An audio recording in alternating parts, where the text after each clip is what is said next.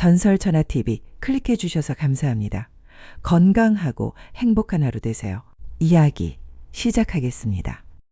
제24화 대명의. 당신은 귀신이요? 사람이요? 무서움증이 일어 머리카락이 바늘처럼 쭈뼛 곤두서고 온몸에 싸늘하게 소름이 끼친 이생은 그 자리에서 기절하여 금방 쓰러질 것만 같은 목소리로 겨우 말했다. 신부의 꽃너울을 벗기고 이생이 본 것은 그 그림 속의 아름다운 여인의 얼굴이 아니었다. 이생의 잔뜩 기대에 찬 눈빛 속으로 가득 들어온 것은 머리가 하얗게 새고 온 얼굴에 깊은 주름이 성긴 늙은 할머니였던 것이다. 도련님, 너무 놀라지 마세요. 저는 그 그림 속의 여인이 맞사옵니다. 그 그림은 40년 전 제 모습입니다. 한때 막 피어나던 붉은 꽃 같던 제 모습도 세월이 흘러 이렇게 볼품없는 쭈그렁 늙은이로 변하고 말았습니다. 그러나 그 그림 속의 제 모습만은 세월이 흘러도 늙을 줄을 모르고 있었으니 그것이 도련님과의 인연이 되고 말았던 것입니다. 저승길이 가까워진 늙은이가 정승댁 젊은 도련님과 혼례를 치른다는 것은 천부당 만부당한 일이었지만 한사코 저의 숙부님이 정승댁 젊은 도련님의 목숨을 살리는 길은 그 길밖에 없다고 하시기에 혹여 온갖 수모를 당하게 되더라도 우선 도련님의 목숨부터 살리고 봐야 한다는 마음으로 이렇게 혼례식을 올린 것입니다. 부들부들 떨리는 가슴을 부여잡고 그 말을 가까스로 들은 이생은 그제야 일이 어떻게 되었는지 분간할 수가 있었다. 그렇게 되었단 말인가요? 이생은 낙심한 표정으로 가슴을 쳤다. 그러나 돌이킬 수 없는 일이었다. 그렇습니다, 도련님. 죽을 죄를 지었습니다. 저는 오직 도련님의 처분만 기다리겠습니다. 신부로 단장한 늙은 여인이 고개를 수그리고 말했다. 아니요, 죽을 죄라니. 그 무슨 당치 않는 말씀이요. 이 모든 게 다 나의. 이생은 팔을 내저으며 말끝을 흐렸다. 이 모든 게 다 이생 자신이 불러일으킨 일이 아닌가.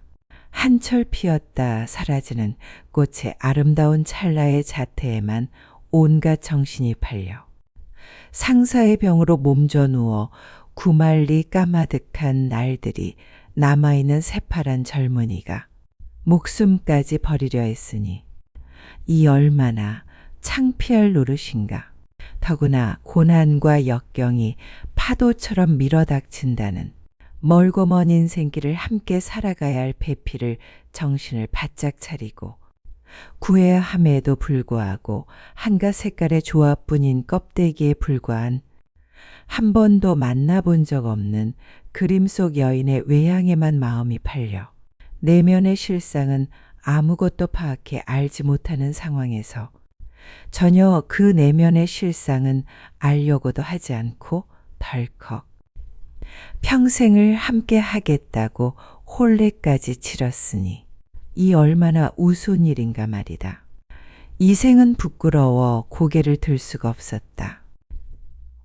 잠시 후 이생은 혼비백산한 정신을 겨우 가다듬고는 무슨 생각을 했는지 일어나 신방 문을 열고 밖으로 나갔다.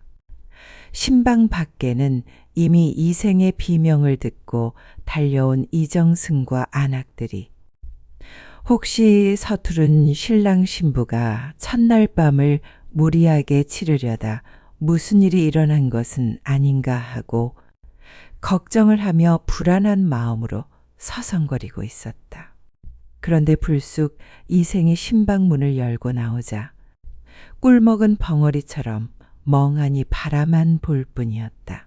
이생은 그들을 피하듯 재빨리 자신의 방으로 들어갔다. 방으로 들어간 이생은 방벽에 걸려있는 여인의 그림을 떼어들었다. 그리고는 다시 신방으로 들어갔다. 이생은 머뭇거리고 앉아있는 늙은 여인 앞에 털썩 무릎을 꿇었다. 여기 그림 가져왔습니다. 어리석은 제가 연로한 분께 참으로 몹쓸 짓을 시켰습니다. 저를 용서해 주십시오. 이생은 늙은 여인에게 깊이 고개를 수그렸다.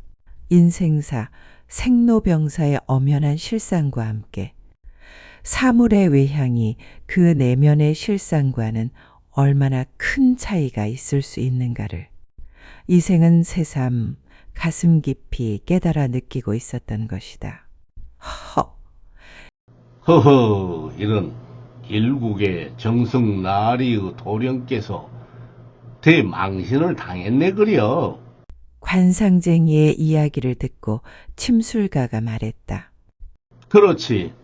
그게 다 겉만 보고 마음을 팔리게 되면 그리 된다는 것 아니겠는가? 관상쟁이가 말했다. 듣고 보니 참으로 그 노인이야말로 훌륭한 대명의가 아닌가. 물론 이생과 혼례식을 치른 그 늙은 여인이 그림 속의 여인이 아니었던 것은 자명한 일이겠고.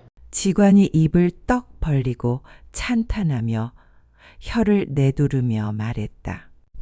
옳거니 그 후 잘못을 뉘우친 이생의 병은 씻은 듯이 나아서 공부에 열중하게 되었는데 이정승은 다 죽어가는 아들을 약 한 첩 쓰지 않고 살려낸 노인의 지혜에 찬탄하며 하늘이 낸 대명이라고 칭찬을 아끼지 않았다네.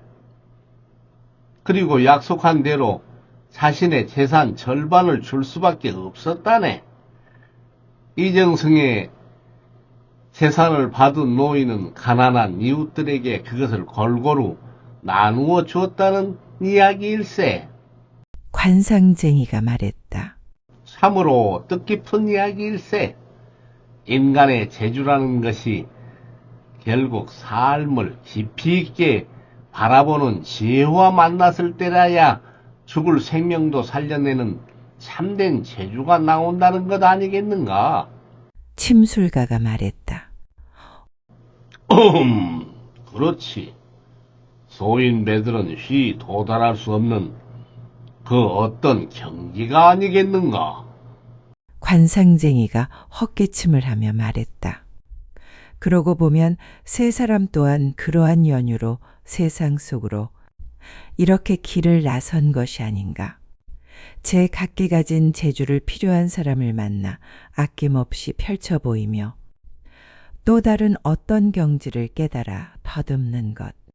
아마도 그것이 경랑하는 파도 속을 헤치며 살아간다는 희비, 애환이 뒤섞여 밀려오는 멀고 먼 고행의 연속이라는 인생길을 가는 그들의 목적이라고 해도 좋을 것이었다. 전설천하 TV 이야기 재밌게 들으셨나요? 다음 이야기 계속해서 들으시려면 구독, 좋아요, 알림 설정 꼭 해주시기 바랍니다. 오늘 하루 건강하고 행복한 하루 되세요. 감사합니다.